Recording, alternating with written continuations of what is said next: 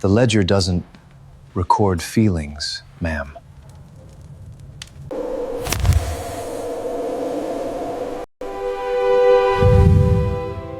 In the autumn of 1889, the bank took Bridget Nolan's bakery.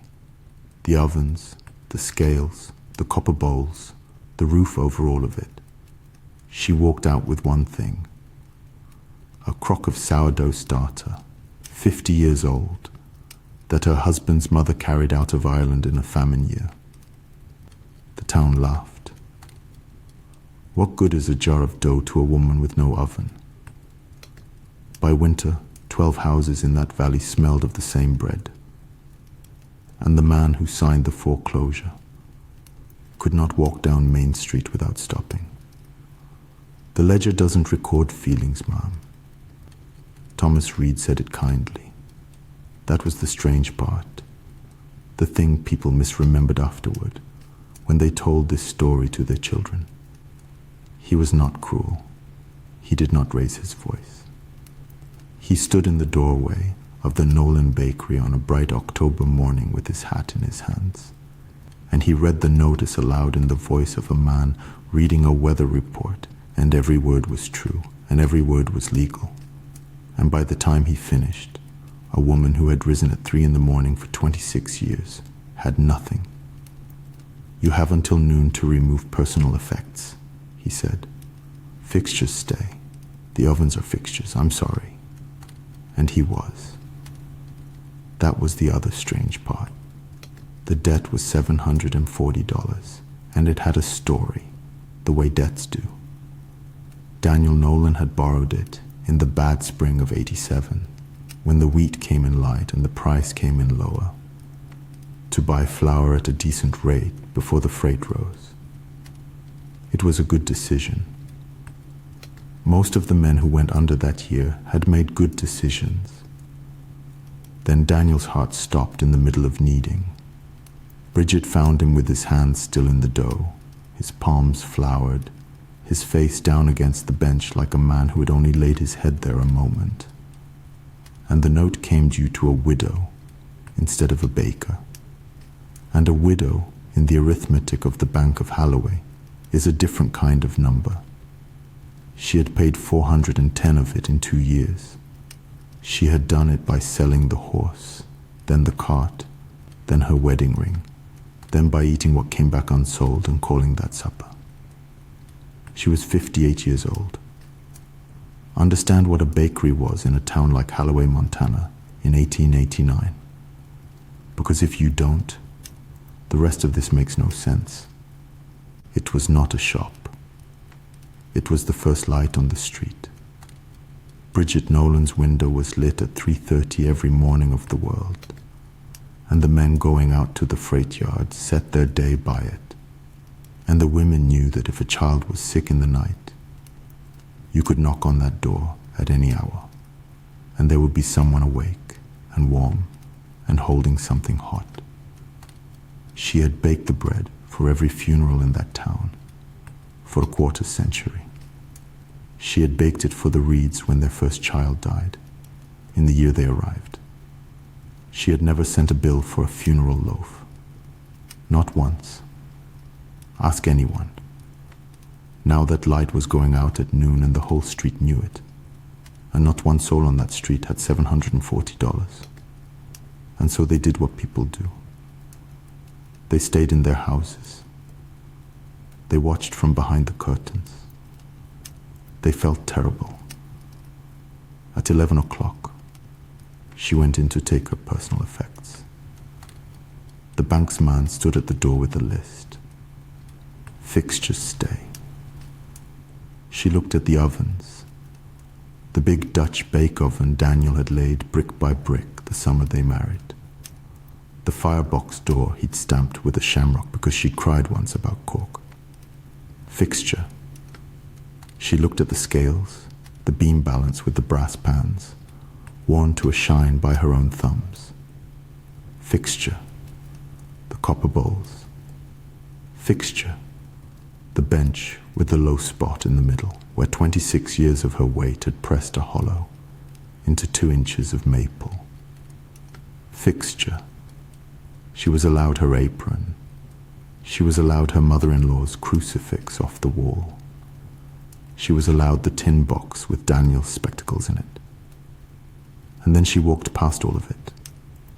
Past the ovens, past the scales, past the bench, to the shelf at the very back, in the dark, where nobody but a baker ever looks. And she took down a crock. It was an ugly thing. Brown salt glaze, about the size of a milk pail, with a chip out of the rim and a lid that didn't match.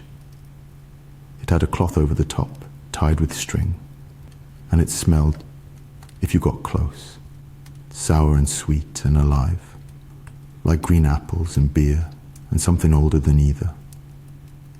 She held it against her chest with both arms, the way you hold a child that's too big to be held, and she walked out into the sunlight. The bank's man looked at his list. He looked at the crock. It was not on the list. There was no line on that list for a jar of dough. "That's just," he started.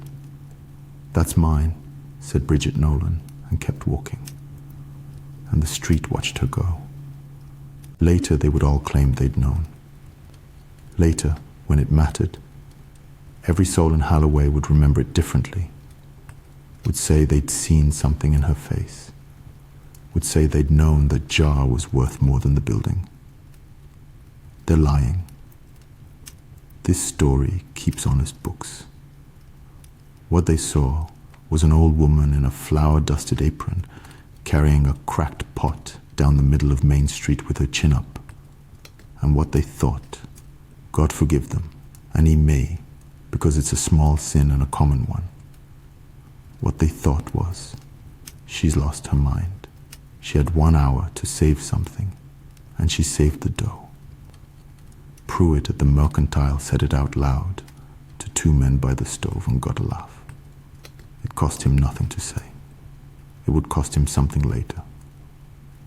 Now, you need to know what was in that crock, because Bridget Nolan knew, and the street did not, and that gap is the whole engine of this story. In 1847, in County Cork, a girl named Maeve Sullivan was 19 years old and starving. The potatoes had gone black in the ground for the 3rd year. Her mother was dead. Her brothers were dead. There was a ship at Cove that would take her to America, if she could get to it, and if it did not sink. And both of those were bets. You could carry what you could carry. Some carried money sewn into a hem. Some carried a Bible.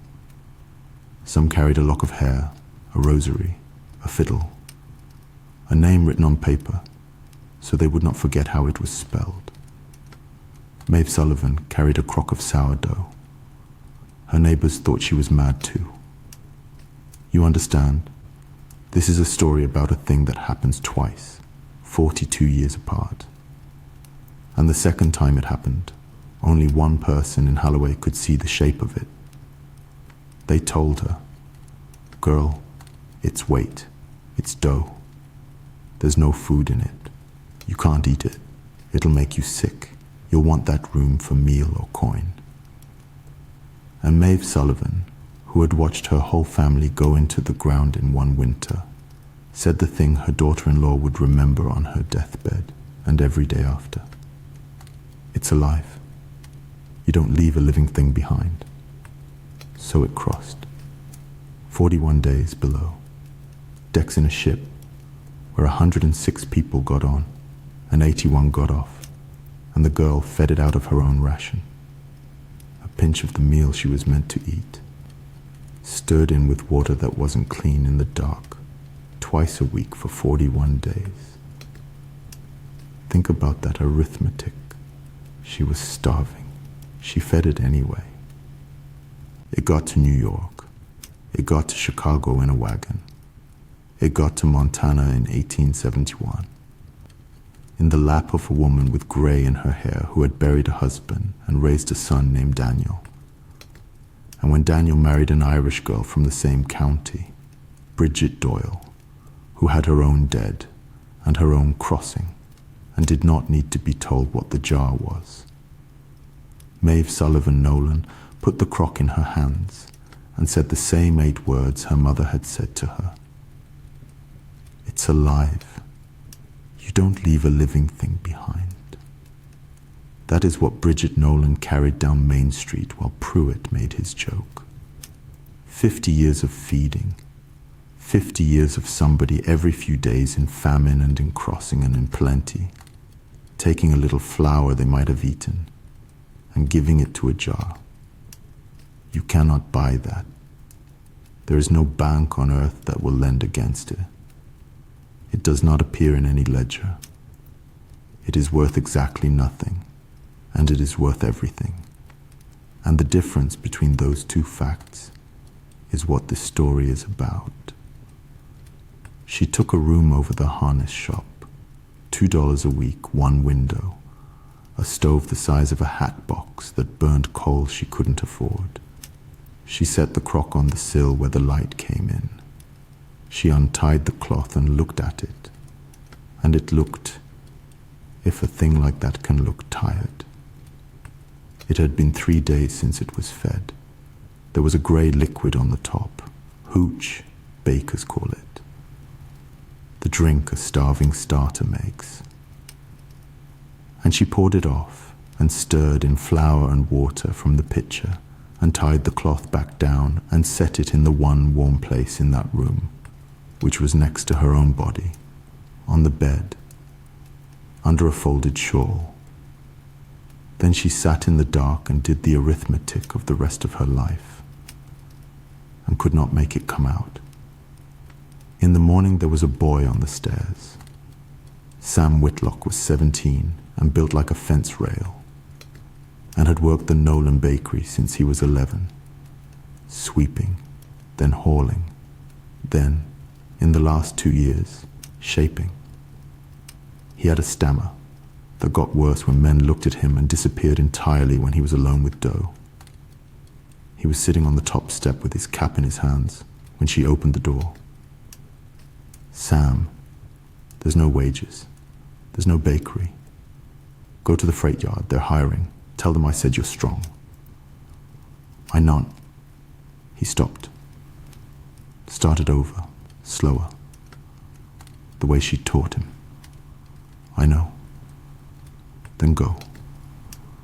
"Well, when do we feed her?" he said. She stood in the doorway a long moment. Nobody in that town called the starter her, except 2 people, and one of them was dead. "You'd work for nothing," she said. It was not a question. It was an accusation almost.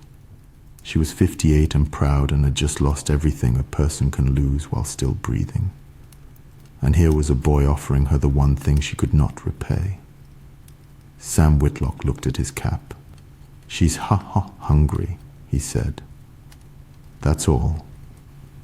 And Bridget Nolan, who had not wept when they read the notice, who had not wept when she walked past Daniel's oven for the last time, who had gotten all the way down Main Street with her chin up while men laughed at her from a warm store.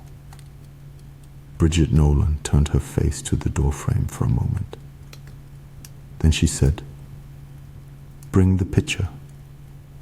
Now understand what she was up against, because from here the story goes hard for a while, and the hardness matters. She had a jar and a boy and no oven. A woman cannot sell bread she has no license to sell. A woman cannot bake bread in a $2 room with a stove that will not hold heat.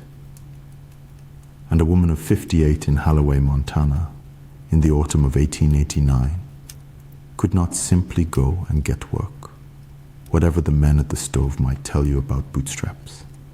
She tried. This is the part they left out later, when the story got told and retold, and turned into the pretty thing it is now. She tried for 11 days, and it went like this.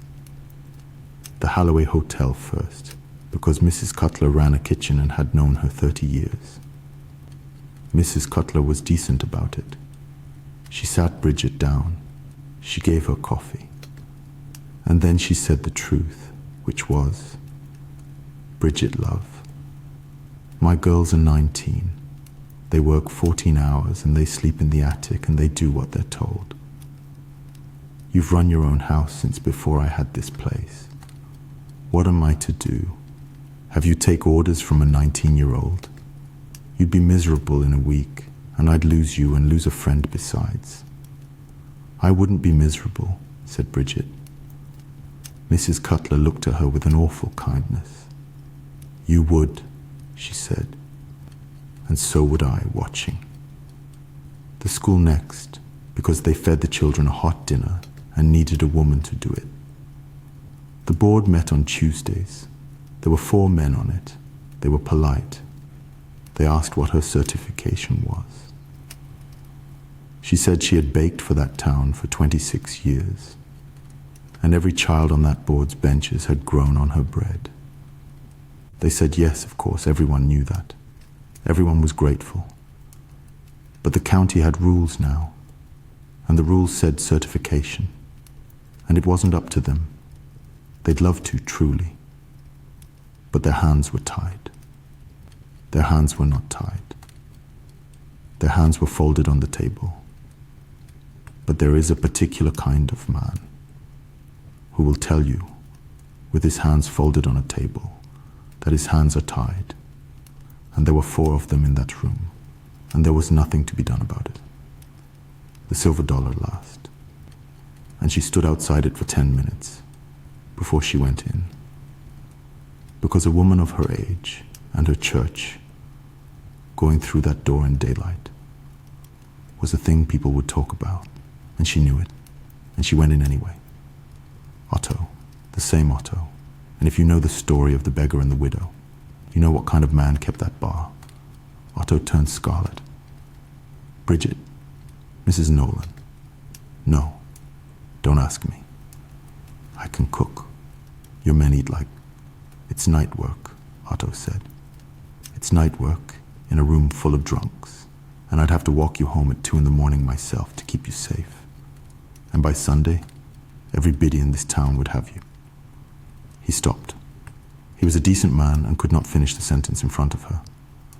No, not you. Ask me for money instead. I'll give you money. Don't ask me for that job. She did not ask him for money. She thanked him. She went out. 3 doors. 3 different reasons.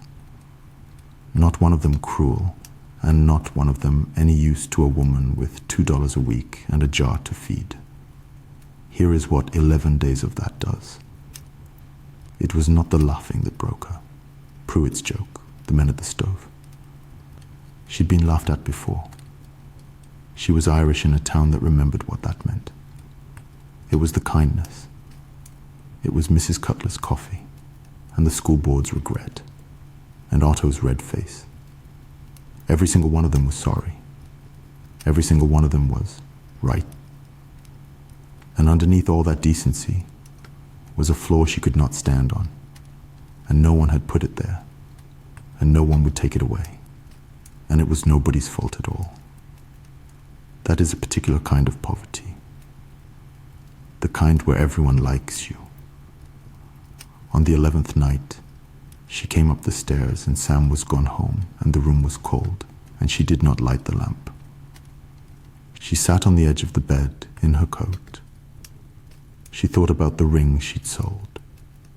She thought about Daniel's hands in the dough. She thought, and she would confess this to a priest later, and he would give her a penance so small it insulted her. She thought about how much simpler it would be to be finished. And then, out of habit, because her hands had done it every day for 31 years and did not require her permission, she reached over to the sill for the crock to feed it before she slept. She stopped with her hand on the lid. There was no sound. You have to have kept one to understand. A living starter makes a noise. Not much of one. But if the room is quiet and you have listened to it for 31 years, you know it. A small ticking, a whisper, a thing working. gas coming up through flour and water. It is the sound of something eating. She untied the cloth in the dark. She could not see, so she put 2 fingers in. It was flat. It was cold. It was slack as paste, and where the surface should have been domed and blistered and breathing, it was still. And the smell that came up was not sour, sweet, and alive, but sharp and thin and wrong. The smell of a thing turning to alcohol and acid because it had gone too long hungry, in a room too cold. 50 years. Cork to Kobe to New York, to Chicago to Montana, through a famine, through 41 days of black water, through a crossing that killed 1/4 of the people who made it, through 3 years of blight and 1 dead husband, and $740. And it was dying now, in a $2 room, over a harness shop, on the 11th night, because Bridget Nolan could not keep it warm. She did not pray. That surprised her later, when she had time to be surprised. She was a woman who had prayed over every rising loaf for 31 years. And in the one moment of her life that called for it, she did not pray. She got up off the bed and she went to work. Here is what she did, and I want you to have it in order, because the order is the whole thing. She lit the lamp. She lit the stove, the hatbox stove, with the last of the coal, which she had been saving for a morning she now understood would not come if she saved it. She set the crock on the floor beside the stove, not on it, because heat that comes fast kills faster than cold that comes slow. And she knew that the way you know your own hands. Then she took a knife and she cut a strip off the hem of her second petticoat, and she wrapped the crock in it. Then she cut another. She wrapped it again. Then she sat down on the floor beside it with her back against the bed frame, and she put her palm flat on the side of the jar, and she waited to feel the room come up to the temperature of a kitchen at 4 in the morning. It took 2 hours. She did not move for 2 hours. A woman of 58, on a plank floor, in her coat, with her hand on a pot. At some point in the night she said out loud, to no one, "You held on through worse than this." It was not a prayer. It was closer to an argument. Understand what a starter needs, because it is almost nothing, and that is what makes the almost so cruel. It needs flour, not much, a spoonful, 2. It needs water, and the water should not be so cold it shocks, and not so hot it scalds. Blood warm is the phrase bakers use, and they use it because that is exactly what it means. It needs to be at somewhere near the warmth of a living room, in a house where the fire has not gone out. And it needs this every day, or near enough, forever, without exception, without holiday, without excuse. That is all. Flour, water, warmth, attention. 4 things. And here is the arithmetic Bridget Nolan sat down and did on the floor of that room, on the back of an envelope, with a pencil she had to sharpen with the same knife she'd cut her petticoat with. 2 spoonfuls of flour a day is a pound in a month. A pound of flour at the mercantile that autumn was 4 cents. 48 cents a year. Coal to keep one room above 50 degrees through a Montana winter was $1.60 a week. She had $2 a week and rent was $2 a week. That is the arithmetic. 50 years. Cork, the ship, New York, Chicago, the wagon, Montana. 50 years of a thing surviving famine and ocean and blight and death. And it came down at the end to a woman who could not afford $1.60. There is no ledger anywhere that shows that. Reed's books had a column for the $740. They had no column for this. Sam came at dawn and found the door unlatched and Bridget on the floor asleep, sitting up with her hand still on the crock, and the stove cold, and the lamp burned out, and her breath showing in the air. He did not wake her. He went down the stairs and out to the alley behind the harness shop, and he stole. And I use the word because he used it later, when he was an old man telling this to somebody's grandchildren, and he never once softened it. He stole an armload of scrap wood off Hollis the harness maker's wood pile, and he carried it up, and he built a fire. Then he woke her. She looked at the stove. She looked at the wood. She was a woman who had been keeping accounts since she was 19, and she counted the split ends and the sawn ends, and she knew whose pile that was in about a second and a half. Sam, he won't miss it. That is not the question I asked. And Sam Whitlock, 17, stammering, unpaid, who had sat on a step in the cold to ask when they were feeding her. Sam Whitlock lost his temper for the first and only time in this story. She's dying, he said. She's dying, and you're counting sticks. Yes, said Bridget Nolan. I am. Why? And she told him. She did not stand up to do it. She stayed on the floor with her hand on the jar, and she said it the way you say a thing that was said to you. In the same words, because you have never found better ones. Bread made from stolen flour doesn't rise. Sam looked at her. That's not true, he said. Flour is full flour. It doesn't know. No, she agreed. It doesn't. She let that sit a moment. The flour doesn't know, she said. You do. And a man who's stolen once bakes different after. His hands are quicker and his eyes are on the door, and he takes the loaf out early because he wants it gone. I've watched it happen. Twice. Both good boys. She turned her head and looked at him. You put that wood back, Sam. Every stick. And then you go and tell Hollis you took it. And you tell him why, and you let him say whatever he's going to say to you. And then you come back here. He'll tell the whole town. Yes, said Bridget, he will. He put the wood back, he told Hollis. Hollis said what men say.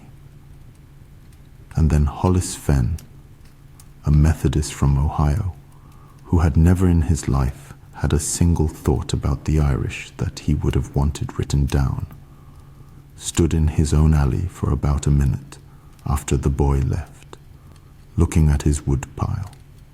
That night there was half a cord stacked at the bottom of the stairs over the harness shop, and no note on it. And Hollis Fenn never mentioned it to anyone, ever, including his wife, including on his deathbed. This story keeps honest books. Put that in the column where it belongs. It doesn't cancel what the town did. It just goes in the same book, on the same page, and both entries are true. Now I have to take you back, because you cannot understand what happened in that room on the fourth night, unless you have stood where Maeve Sullivan stood. So County Cork, the spring of 1847. They called it Black 47 afterward, and people who use the phrase now mostly do not know what it means. It means this. It means the potatoes came out of the ground already rotten for the third year running, and the smell of them was in the air of an entire country. A sweet, thick, carrion smell that got into wool and hair and settled over parishes like weather. It means the fields were black, not brown, black and slick and steaming in the sun. It means that in a country producing grain and butter and cattle, producing them and loading them onto ships and sending them out of the harbours under guard while people stood on the quays and watched them go. The people ate grass. That is not a figure of speech. There were mouths found green. Maeve Sullivan was 19 years old. Her mother had gone in January, her two brothers in February, one after the other, 11 days apart, in a cabin with a hole in the roof. She buried them herself because there was no one left with the strength to help her, in a field without coffins, because by then the parish had one coffin with a hinge bottom that they used over and over, and there was a queue for it. I'm telling you this plainly because it was plain. It was not tragic to the people it happened to. It was Tuesday. There was a ship at Cope.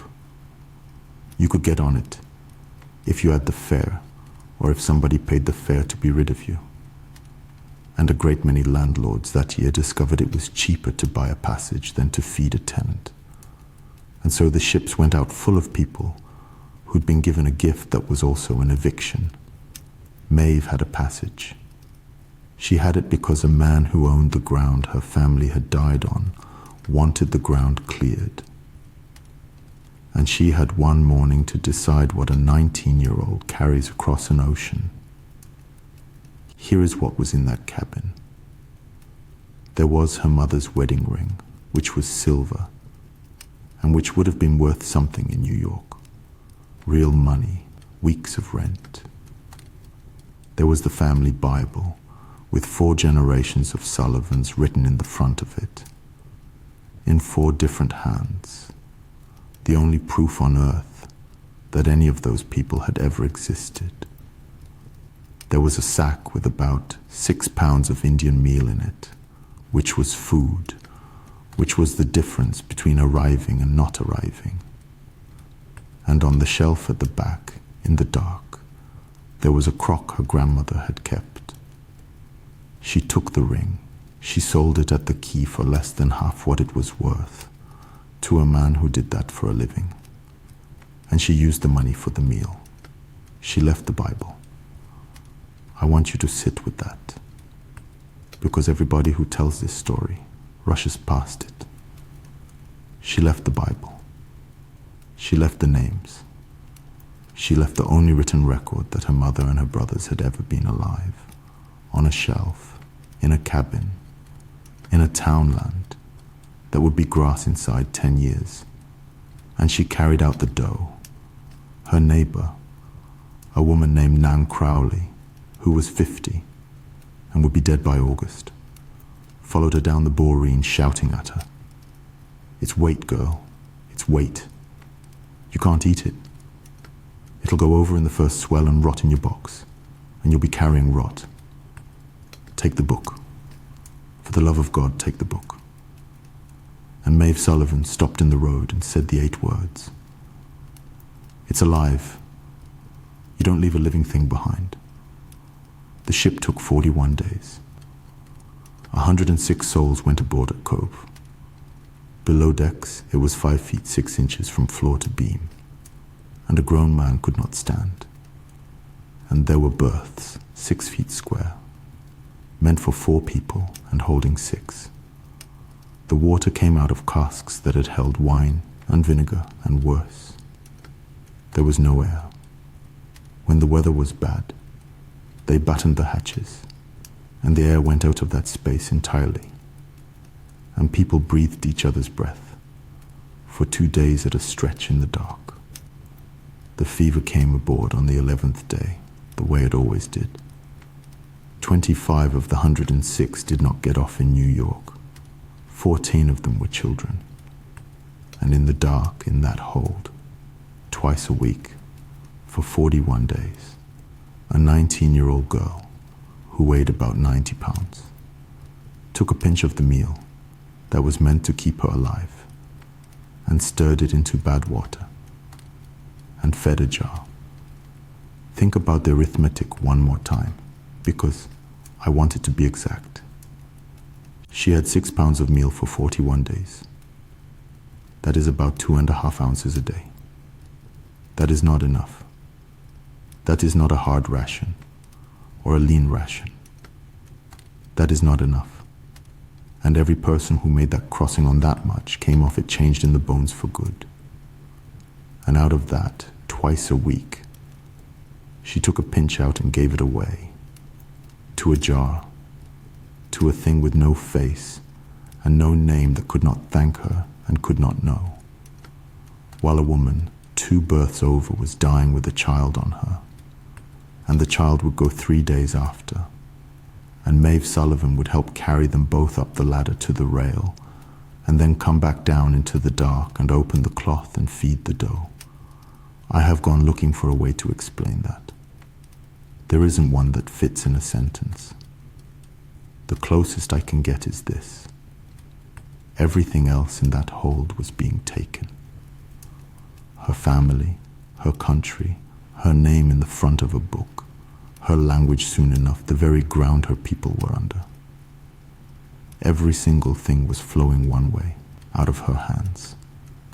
The jar was the one thing left that she could still give something to. You can starve a long time on that. People do. It is nearly the last thing to go. The 4th night in the room over the harness shop, Bridget Nolan woke at 2 a.m, because the room had gone quiet in a new way. She had been feeding it for 3 days on Hollis Fenn's firewood and 4 cents of flour, warming water in a cup against her own throat before she stirred it in, keeping the room at the temperature of a kitchen by burning wood she had not earned and could not pay for and had accepted anyway, which was its own kind of arithmetic and one she had not finished doing. Nothing had happened. 3 days. Flat, cold, slack, the smell going sharper. She lay there in the dark. And then she heard it. A tick. 1. Small as a watch in another room. Then, after a while, another. She got up. She untied the cloth. She lit the lamp with hands that did not work properly. And she held it over the crock, and on the grey surface of a 50-year-old dough there was one bubble, about the size of a pinhead, at the edge, near the warm side. One bubble. And Bridget Nolan sat down on the floor and wept. Understand? She had not wept when Reed read the notice. She had not wept walking past Daniel's oven with the shamrock on the firebox door.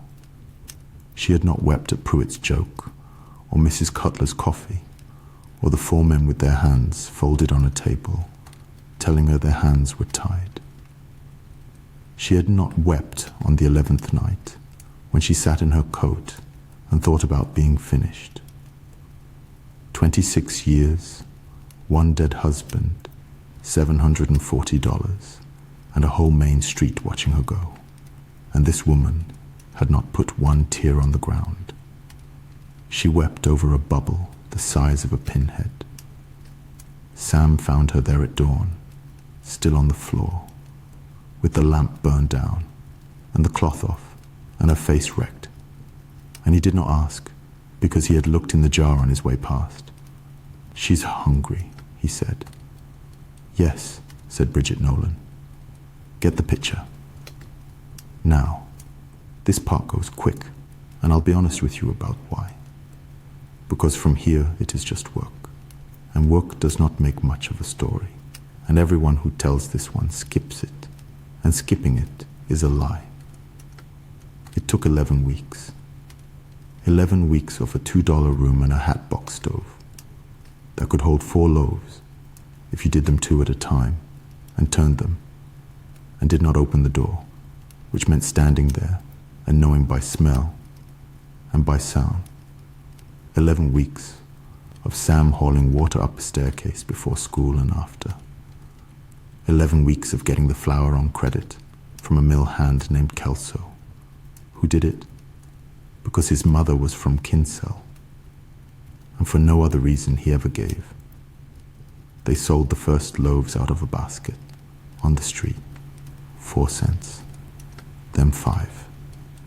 They sold to the freight men at 6 in the morning, because those men had set their day by her window for 20 years and did not stop just because the window moved.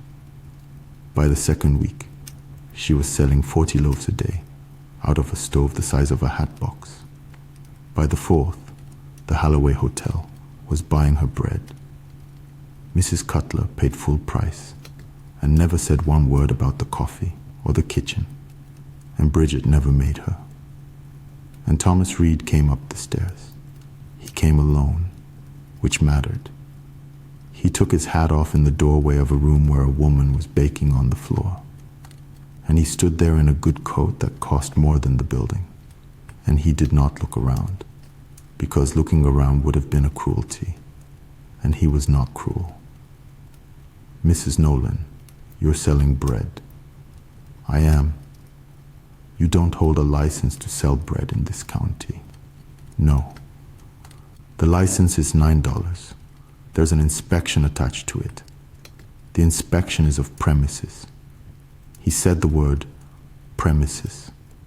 The way a man says a word he wishes he did not have to say. The county will not license these premises. I want to be plain with you rather than let you spend the $9 finding out. Then I'll sell without one. Then the fine is $15 and it doubles, said Thomas Reed. And I did not make that rule, and I cannot unmake it, and I am the man who will have to bring it to you. She turned around then and looked at him. Mr. Reed, are you enjoying this? And here is where the story gets away from the version they tell now, the one where he twirls something. Because Thomas Reed stood in that doorway and answered her honestly, and what he said was worse than any villainy. No, ma'am, I don't enjoy it and I don't dislike it. I've stopped doing either one. That's what the work is. He put his hat back on. The ledger doesn't record feelings, he said. Mine or yours. And he went down the stairs. He fined her twice that month. She paid it out of the basket and kept baking. And here is the thing nobody in Holloway noticed at the time, because they were all busy watching the show. Thomas Reed did not come with the sheriff. He could have. A third offense with a peace officer on the stairs would have ended it in one morning, and every man in that town would have shaken his head and said the law is the law, and it would have been over. He came alone. He fined her, and he wrote it in the book, and he went home. Twice. Put that in the honest ledger too. Not as a virtue. He took her bakery, and he fined a widow for baking bread on the floor, and no accounting forgives that. Put it in as a fact that did not fit. Because a fact that does not fit is generally a door with something behind it, and this one had a whole life behind it, and it was about to come open over a loaf of bread.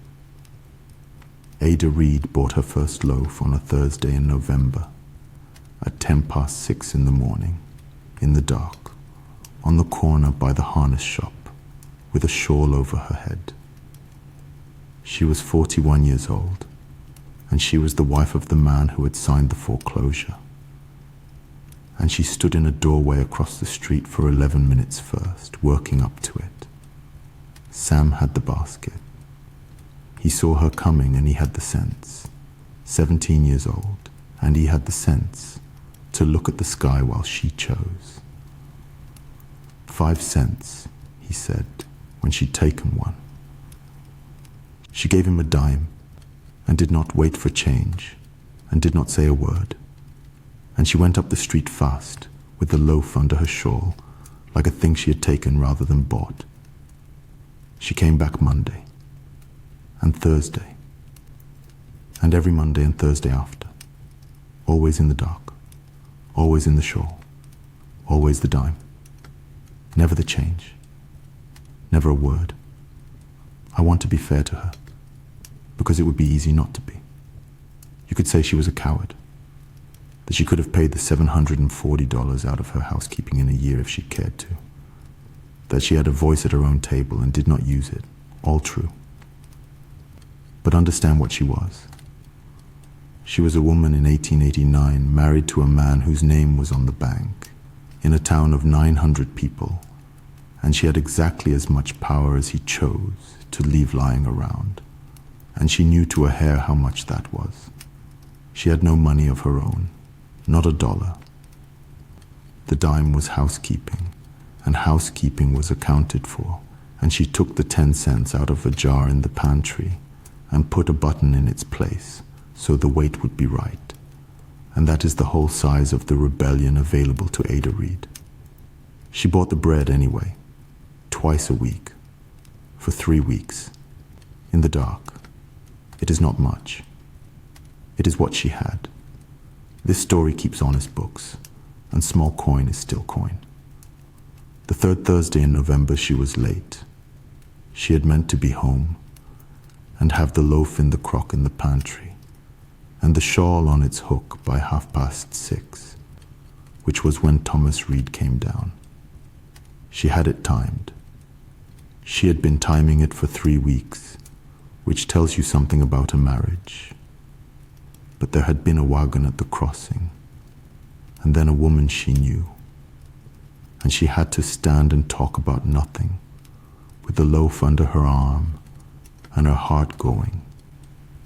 And by the time she got up the walk of her own house, it was 6:35, and there was a lamp lit in the hall. She came in through the kitchen door. Thomas Reed was standing at the bottom of the stairs with his collar in his hand. The bread was still warm. That was the trouble. A loaf out of an oven, 40 minutes is a loud thing in a cold hallway. It is not a smell so much as an event. It fills a house the way sound fills a house. It goes up a staircase and into the rooms and under the doors. And a sourdough loaf, a real one, off a starter that has been fed for 50 years, does not smell like the bread you buy. It has a thing in it, sharp, under the sweet, a green apple sourness riding on top of the crust. That is not the same in any two houses on earth, because it is made of what is living in that particular jar, and no other. Ada Reed said, "There was a wagon at the crossing." And then she stopped, because her husband was not looking at her. Thomas Reed had gone rigid, not startled. Rigid, the way a man goes when the floor moves. One hand on the newel post, his collar in the other, his face doing something she had never seen it do in 19 years of marriage, and he was not looking at her, and he was not looking at the loaf. He was looking at nothing at all, with his head slightly turned, the way you turn your head toward a sound from a long way off, because he knew that smell. He stood there for a long time. Ada Reed would tell it, years later, to one person only. And this is what she said, that she stood in her own kitchen doorway, with a 5-cent loaf under her shawl, and watched her husband of 19 years hold onto a newel post, the way a man holds onto a rail on a deck, and that she was not frightened of him. She had been ready to be frightened. She had rehearsed it on the walk home. She was frightened for him, and she had no idea why, and that was worse. "Thomas," she said. He did not answer. His mouth moved once, on a word she did not catch, and it was not English. So, here is the man. Thomas Reed was born Thomas Reed in the townland of Carramore, in County Mayo, in the year 1845, which is to say, he was born in the first summer the potatoes went black, and he never in his life ate a meal in Ireland that anybody was easy about. He came over in 1849. He was 4. He does not appear on the manifest under his own name because children under 5 were not always written down. He crossed the Atlantic as a tick mark in a column, and there is a real sense in which the erasing of Thomas Reed started before he could form a full sentence. His father died at sea. Ship fever, 11 days out, and they put him over the side at dawn with about 90 seconds of ceremony, which was generous by the standards of that year. So it was Honora Reed who got off that ship in New York with a boy of 4, and no husband, and no English, worth the name, and no money at all. They went into a cellar on Mulberry Street. I am not going to dress that up. It was a room below the street with one window at ankle height, and it was wet, and there were 9 people in it, and Honora Reed took in washing, and cleaned a church she was not welcome to sit down in. And in that cellar, on a shelf, she kept a crock. Of course she did. You've heard this story now.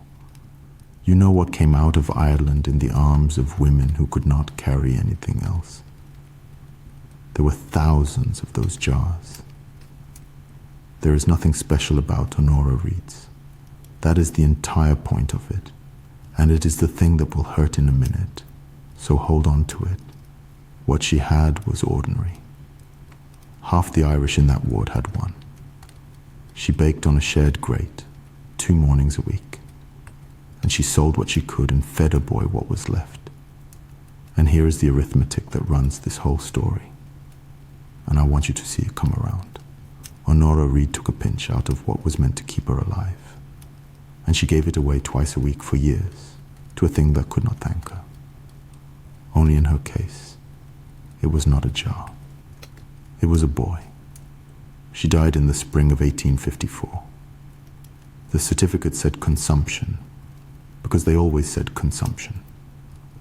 The truth is that a woman does not live on what Honora Reed was living on, and the lungs are only where the bill comes due. She was 31 years old. Thomas Reed was 9. They cleared the room the same week, because there were people waiting for it. And a boy of 9 was told to take out what nobody wanted, and he carried it up the 6 steps to the street and put it in the ash bin, the wet mattress, the bucket, the shawl, and last off the shelf, in the dark, where nobody but a baker ever looks, a brown salt-glazed crock with a chip out of the rim. He did that with his own hands. 9 years old. Nobody made him do it wrong. Nobody told him what it was. His mother had died, and he had been given a chore. I want to be very careful here, because this is where the story could get cheap. Thomas Reed did not know. There was no moment on that staircase where a boy chose money over his mother. He was 9, and he was hungry. And the thing in the jar looked like grey paste, and he threw it out, because it was dead weight, and he had been told to clear the room. That is all that happened. That is the whole crime. He spent the next 35 years paying for it anyway, and he never once knew that was what he was doing. Now, how a man erases himself. It is not one decision. It is 1,000, and every single one of them is sensible. You lose the accent first, because the accent costs you work, and a boy on the street in New York in 1856 learns very fast which mouth gets fed. Then you lose the saints' days, because the men who hire you keep different ones. Then you lose the parish, then the county, then the country. And none of this feels like losing. It feels like getting on. Every step of it is rewarded. That is what nobody tells you about it. Every single step is rewarded. And somewhere in there, on a form, in a clerk's hand, Reed became Reed. It may not even have been him that did it. A clerk hears an Irish mouth say read and writes down read and hands you the paper. And you look at it. And you are 19 years old and looking for work in a city with signs in the windows.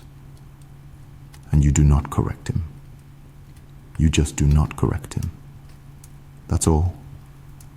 That is the whole act. He went west. He learned figures.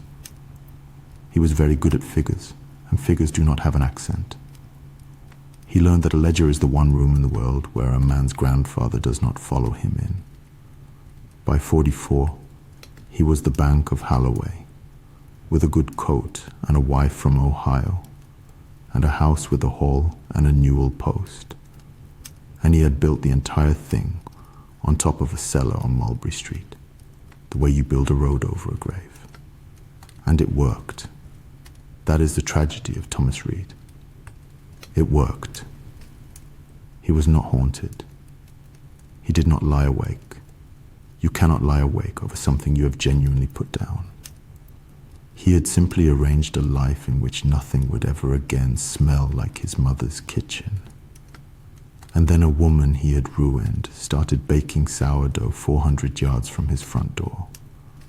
He came up the stairs over the harness shop on a Saturday in December at 7 in the morning. He had not slept, and it showed, and he had not shaved, which in that man was a thing like a scream.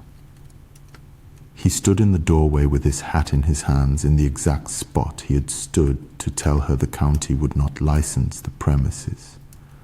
And Bridget Nolan looked at him over a bowl and knew immediately that something had gone. He did not say good morning.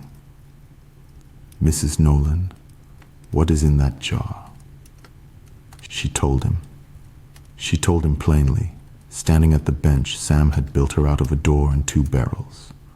Cork, 1847, Maeve Sullivan, the ring sold at the quay, the Bible left on the shelf, 41 days below decks, a pinch of meal twice a week out of £6. Thomas Reid listened to all of it without moving. Then he said, "My mother had one." And then he had to sit down on Sam Whitlock's stool, in his good coat, in a room with a hatbox stove, and put his face in his hands. Now, I have to be fair to him, and it is not easy. And this story keeps honest books whether it likes what's in them or not. He wept for about a minute and a half. Bridget Nolan did not touch him. She stood at her bowl with her hands in the dough, and she let a man cry in her room, which is more than the town had given her, and she said nothing at all.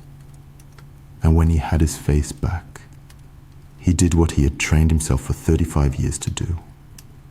He reached for the only instrument he had. "I'll buy it back," he said. "The bakery, the deed, the ovens, the scales, all of it, free and clear, in your name by Tuesday. I'll carry the paper myself.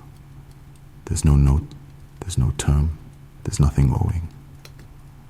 I'll take the loss on the books and I'll answer to the board for it, and I don't care what they say." He was, I want you to understand, entirely sincere. There was not one dishonest thing in that offer. He would have done it. He would have signed it that morning. He was also, and he did not know this, and it would have destroyed him to hear it said out loud, trying to put a woman in a building so that the smell would go back to being 400 yards away and behind a door. He was 9 years old and clearing the room again. "No," said Bridget Nolan. He looked up. "Mrs. Nolan." "No," she said again, and went on kneading, because the dough was at the stage where it does not wait for anybody's conversation. "You don't understand what I'm offering you." "I understand it exactly," she said. "You're offering me my life back, and I'm telling you it's not for sale. And the reason it's not for sale is that you don't have it. You never did. You had a building." She turned the dough. "You took a building off me, Mr. Reid. I let you think it was more than that for a while, because I was proud, and because I wanted it to be more than that. Because if it was only a building, then I'd lost it for nothing, and a woman can't carry that." She looked at him.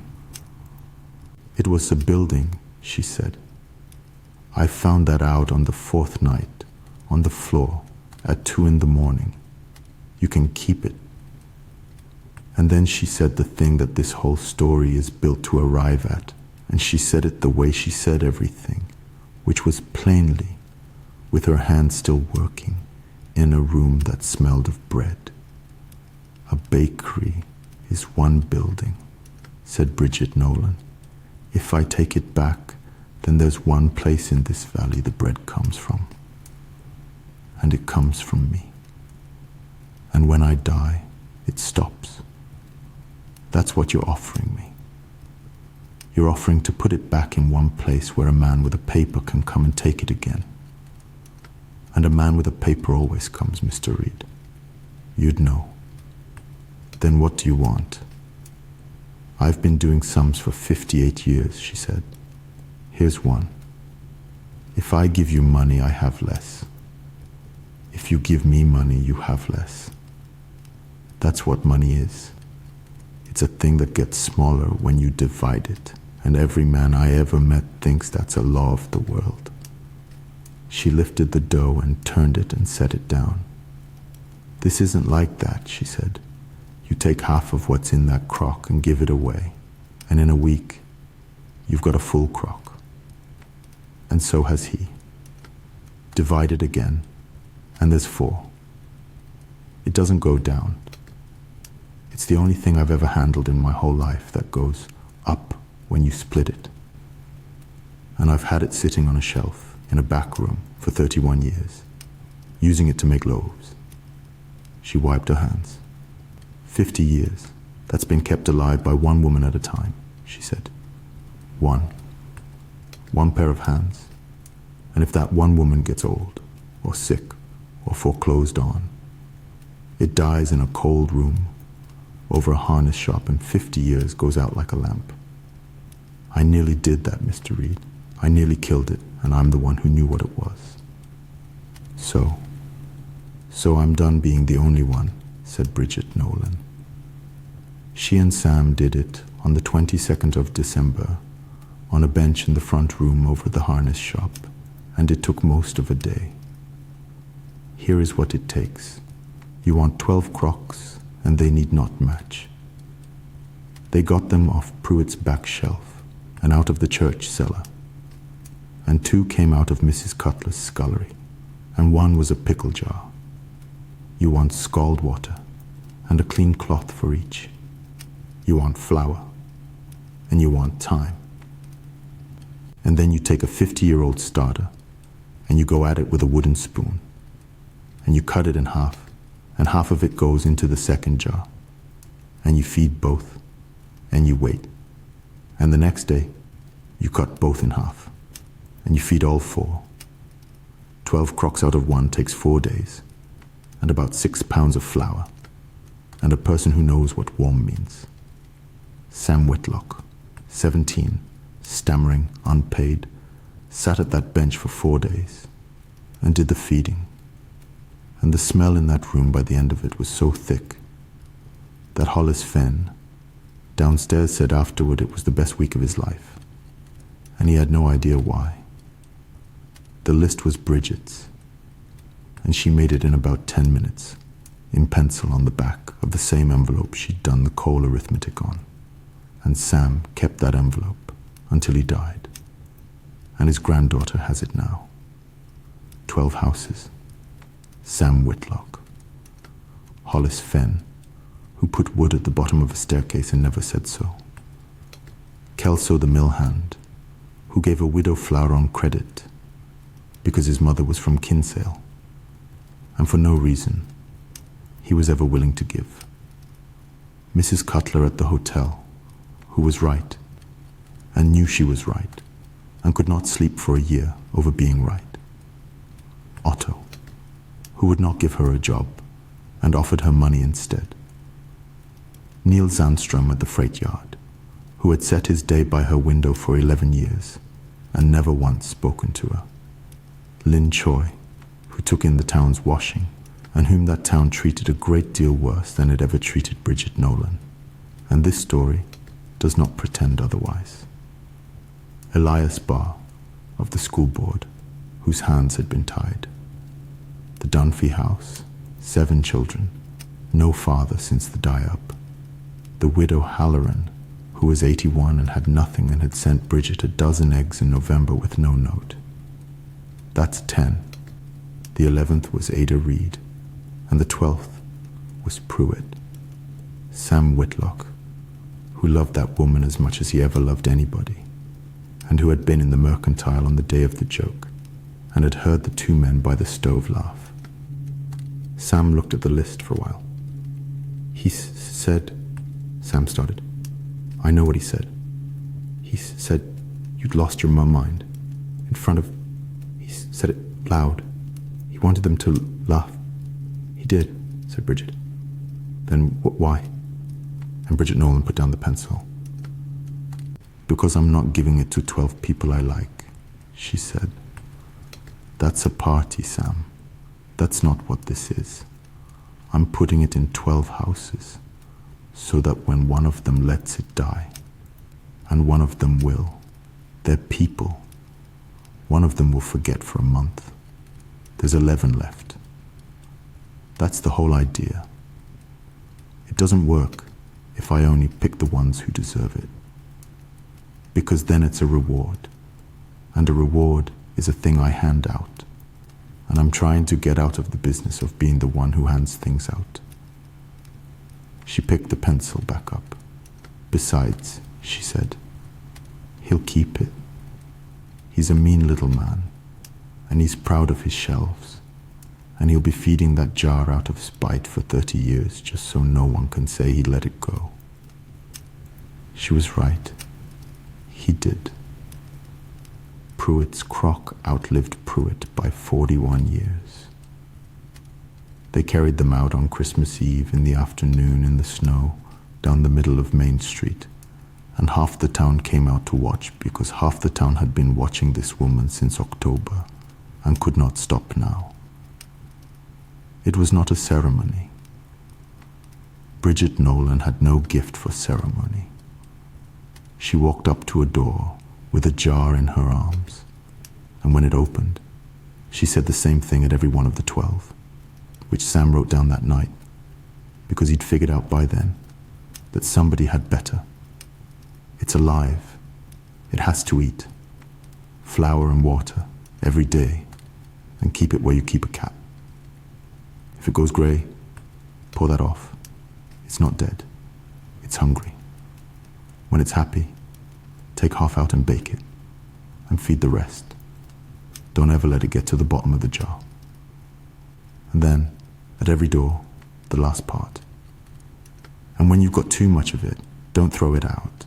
Give it to somebody. That's how it stays alive. It's not yours. It's just at your house. Thomas Reed was standing in the street. He had come out of the bank when the crowd started, and he had not gone back in. And he was there, bareheaded in the snow, when his own wife opened his own front door and took a jar out of the arms of the woman he had foreclosed on and carried it inside and put it on a shelf in his kitchen. Ada Reed did not look at her husband while she did it. She had not asked him. That was the whole of Ada Reed's rebellion finally, after 19 years and 3 weeks of dimes and a button in a jar in the pantry. She did not ask. And Pruitt, who had followed the crowd down and was standing there holding his own crock, like a man holding a baby he had not agreed to hold, said into the quiet, in the loud voice of a man trying to put the room back the way it was, "Well, that's a fine thing, Mr. Reed. Isn't that a fine thing?" Thomas Reed looked at his kitchen window. "My name is Reed," he said, and he went back into the bank. That is all he said. He never made a speech about it. He never told that town about Carrowmore or the cellar or Honora. And when he died in 1911, there were maybe 4 people alive who had the whole of it, and none of them were in Holloway. But the sign came down in February and went back up spelled the other way, and he did not explain it. And men asked, and he said it was his name, and let them make of it what they liked. Some of them made a good deal of it. He lost accounts over that spelling. He lost the Cattlemen's Association, and a seat he'd wanted for 11 years, and 2 men who had been coming to his house for Sunday dinner stopped coming, and they never gave a reason, and he never asked for one. He could have bought the bakery back for $740. It would have cost him nothing he could feel. 4 letters cost him everything he'd built. That was the price, and he paid it standing in the snow, in about a second and a half. And it is the only genuinely brave thing Thomas Reed ever did in his life, and he did it in 4 words. The next winter, Bridget Nolan was 59 and had no bakery and no license and a room over a harness shop. And if you had opened Reed's ledger, you would have found her name in it exactly once, in the column for losses, and nothing else. Go up on the ridge road above Halloway on a January morning in 1891, before 6, when the valley is blue and the smoke is going straight up. 12 windows lit. Not the same street. Not the same kind of house. The hotel and the freight yard, and the Dunphy place with its 7 children and the laundry, and a mercantile and a banker's kitchen. 12 windows at the same hour in the dark. And if the wind came down the valley the right way, you got all of it at once. The shop under the sweet green apples and beer, and something older than either. One smell, 12 houses. Cork to Cove to New York, to Chicago to Montana, to a bench made out of a door, and 2 barrels. The bakery had been 1 window. This was 12. That is the arithmetic. That is the whole of what she knew, and the men with the ledgers did not. Sam Whitlock lived to be 91. He is the reason we have this story at all. He told it, and he told it straight, including the wood he stole, and the fact that the town laughed, and the fact that most of them lied about it afterward. He ran a bakery in Butte for 50 years. He never got fully rid of the stammer, though it left him entirely when he was alone with dough, the way it always had. Every morning of his life, before anything else, before the fire, before the water, before the light, he took down a brown salt-glazed crock with a chip out of the rim and a lid that didn't match. And he took the cloth off, and he gave it a little of the flour he was meant to sell.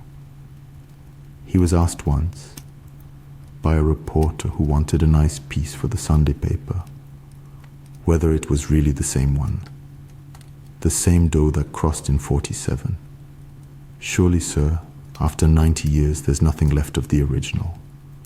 Surely you fed it, and cut it, and split it so many times that not one particle of what that girl carried out of Cork is still in that jar. And Sam Whitlock, who was 90, and had thought about this for a long while, said, "No, there's nothing left of it. Not a speck."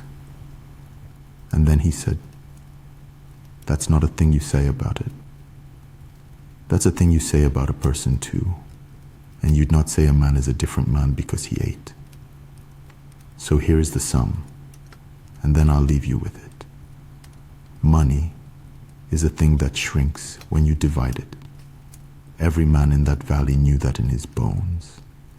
It is why Pruitt made his joke, and why the school board folded its hands, and why a good man in a good coat stood in a doorway with his hat off, and could not think of one single thing to offer a widow except a building. There is another kind of arithmetic, and it is not taught anywhere, and it does not appear in any ledger, and no bank on earth will lend against it. And Bridget Nolan learned it on a floor at 2 a.m, with her hand on a jar. Money divided grows smaller. This divided grows larger. That is all. That is the entire discovery. 50 years it took to get here, and a famine, and an ocean, and a boy in a cellar throwing his mother into an ash bin, and a woman who would not weep for a bakery and wept for a bubble the size of a pinhead. They still say the words in that valley. The ones whose grandmothers had a crock say them over the jar when they hand it on. And most of them could not tell you where the words came from. And that is all right. Words are like the dough. They don't need you to know their history. They only need feeding. It's alive. You don't leave a living thing behind.